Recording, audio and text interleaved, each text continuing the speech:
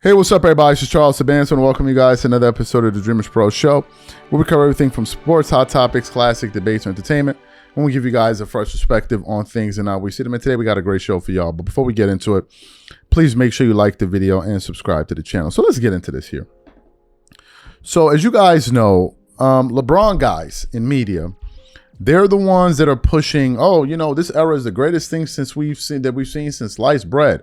Today's players are so more skilled, they're so more talented, so they're so more advanced and all this. Meanwhile, we all know that none of that is true. We know that they're not more athletic. There is no proof for that whatsoever.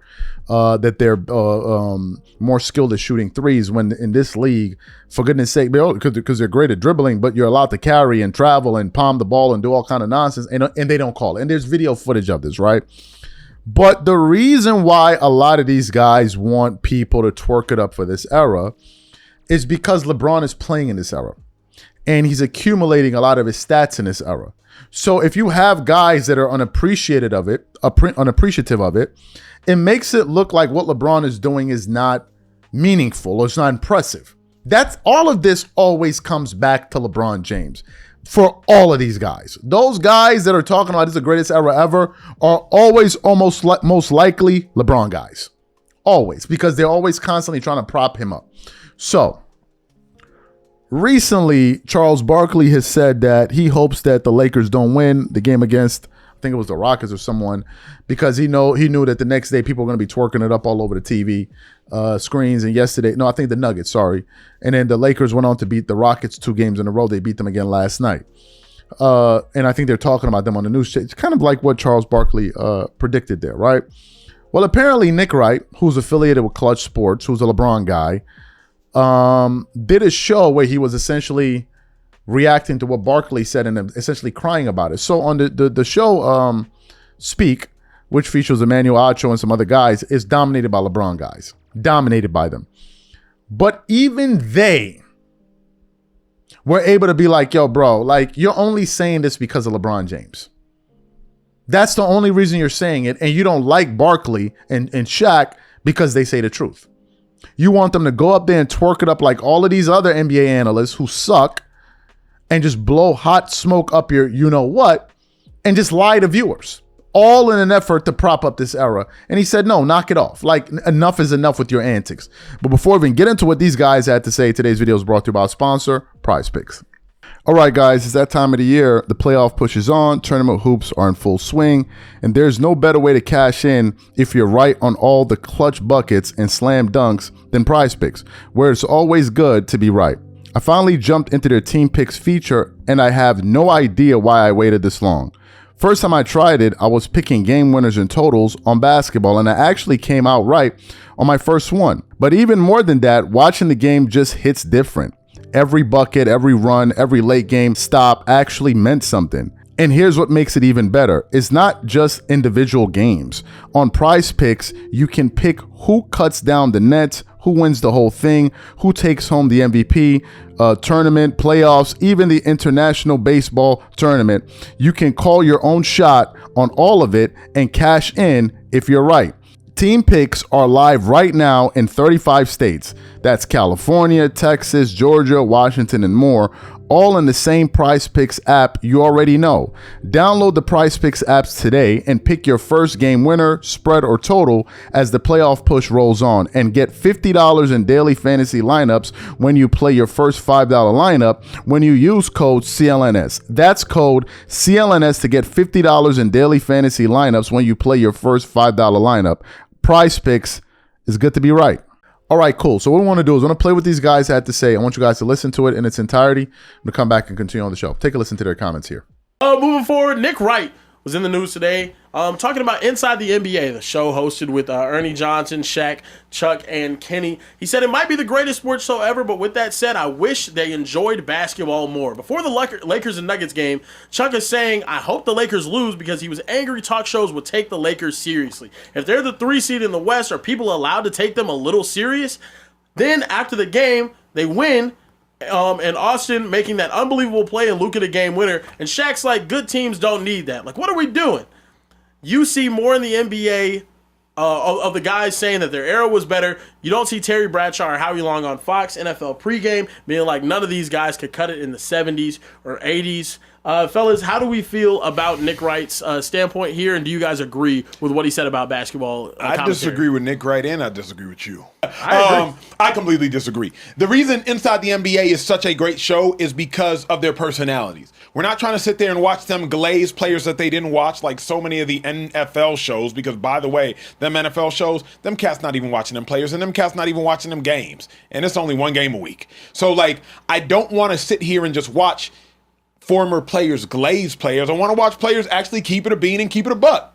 What makes Shaq Shaq is Shaq's like, hey, I'm not finna watch the bums. Some of them not worthy of being watched. And I am finna watch them dogs. Some of them are worthy of being watched. You know Kenny the Jet is the student of the game. Kenny the Jet is watching everybody. Chuck and Shaq, they finna argue. But I don't want to just sit here and watch a bunch of players glaze the modern generation. You can keep it a bean. If we're being real, only reason Nick Wright's giving this take is because obviously he's obsessed with the Lakers and LeBron James. So he just wants to hear praise of the Lakers and LeBron James. That's Nick Wright's pushback. But I'm not going to criticize the show that's actually figured it out. I don't need to watch a glaze fest. And realistically, bro, what NFL pregame show, halftime show is any good? Fox show's still running out cats that nobody even watch play. Terry Bradshaw. It's crazy. Dude, I can't believe we agree. I just knew we were going to disagree. This is the thing. Nobody that does this football-wise, they're not honest. Mm-hmm. Thank you. They're not honest. Thank you. They don't have people up there that are honest and will speak their mind. Yes. Chuck speak his mind. Could. Shaq speak his mind. Could. And Kenny is like the level-headed one. So he let them say what they say. He may agree with them the majority of the time. He just don't get in that. The football part of it, these dudes don't speak their mind. They say what you want to hear. And Shaq obviously ain't doing that. And Charles ain't, he not doing that. So I 100% agree with Acho. The people that do it at the football level, when you go on commercial break, that's when they speak their mind. They don't say it when the camera's on. They don't do it. We've become so accustomed to being lied to that we get offended by the truth. And the fact of the matter is, inside the NBA, they speak the truth and they don't care if they offend you. Football shows, they just sit there and lie to you. They want to be America's best friend. Howie and Stray and Terry, they do a great job. You'll never hear them saying anything negative about anybody. Everything can't be positive all of the time. None of those shows are honest because it's praise the sport, praise the sport, praise the sport. I prefer give me objectivity. Give me honesty. Keep it a bean. Chuck is like, if the Lakers win, the talk shows tomorrow, of which he's referencing, likely First Take and Stephen A, because they talk about LeBron the most, are going to sit here and say, the Lakers should be the favorite in the Western Conference. And Chuck is like, the fact of the matter is, even if they beat the Nuggets, the Lakers aren't on the same level as the Thunder. Mm-hmm. That's honest. That's fair. That's true. You come to all these little football shows, everybody just sit here and lie to you and act like everybody is the best player in the world. I'm not with it. I'm not with it. I can agree with where you guys are coming from. I do think this show is as great as it is because they're able to criticize and say the things that other sports shows in their same position don't do. They just don't do that. They don't go out there and they don't say, oh, that dude's trash, that dude's sorry, that dude's any. I understand that. But I also think whenever you're looking at the popularity of, say, the NFL compared to the NBA since the 90s, the gap has grown exponentially. And simply because so many people push this narrative of hating the sport now. They take way too many threes. The product's bad to watch. It's terrible. It's not what I used to grow up watching, da-da-da-da-da. Whenever you have the players that were in that era not giving any sort of credit, not saying they don't give any sort of credit. They do give credit from time to time. But whenever they're constantly negative about the sport that they're watching, I think it's hard for the viewer to be like, oh, yeah, I should be excited about watching this game tonight.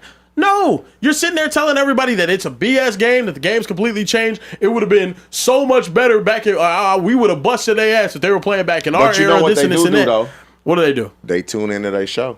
They tune into that show? Everybody tunes into their show. And that's because they're honest. That's why everybody is like, wait, ain't no way they going off the air. Yeah. Ain't no.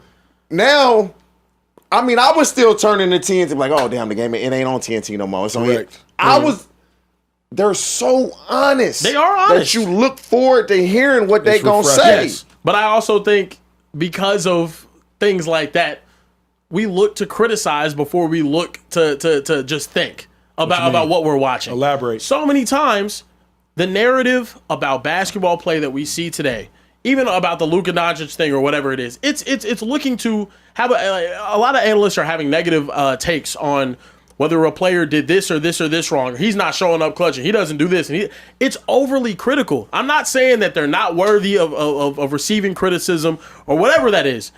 I'm saying we look at basketball in such a negative lens compared to other sports. And because of that, there's so many people that just don't watch because they're constantly being told, this is a horrible product that I'm watching right now. It's not the same. You completely diminish the product whenever you tell everybody that it's not as good as it used to be. It ain't the same, though. I think what Kieran's doing is unfair. How? What I think it's unfair is you are now blaming the lack of viewership in basketball on the TV announcers and analysts and opinionists. It's because the player's not playing.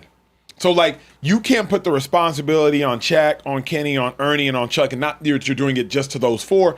The reason basketball and the quality is diminished, the game is diminished. Excellent. So you heard what they had to say. It's the truth. And Emmanuel is a LeBron guy. It is the freaking truth. The only reason these guys are propping up this era is because LeBron plays in it.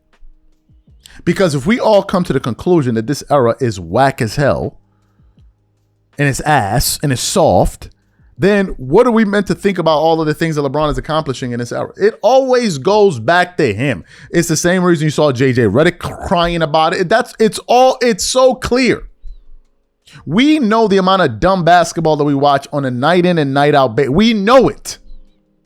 We can see it, but we're meant to say that, oh, this is great. I was watching the Clippers game the other day. In a given possession, they don't even run plays. You never know who's going to score. It's just drive and kick, drive and kick, drive and kick, drive. I'm like, what is this? Just drive and kick, drive and kick. And it's like an equal opportunity. Like whoever gets it is like by coincidence. All right. And it's just threes, carry, travel, threes, carries, travel. No defense, touch fouls. Like that's what the game has become. But people like Nick Wright want this to be celebrated. They want it to be celebrated. They don't want you to be, they don't want you to have a critical, they don't want you to critique the game. They just want you to go up there and say nice things about it. That's what they want. So how about we do this? How about y'all continue twerking and let Barkley continue doing what, and those guys do what I told you. The reason Charles Barkley is better than all of these guys is because he says the truth. That's why he's better than them. But now Nick Wright, who's not amongst the best of them, wants Charles Barkley to emulate his format because Charles Barkley needs to be taking advice from Nick Wright because of what? Because of what? Knock it off.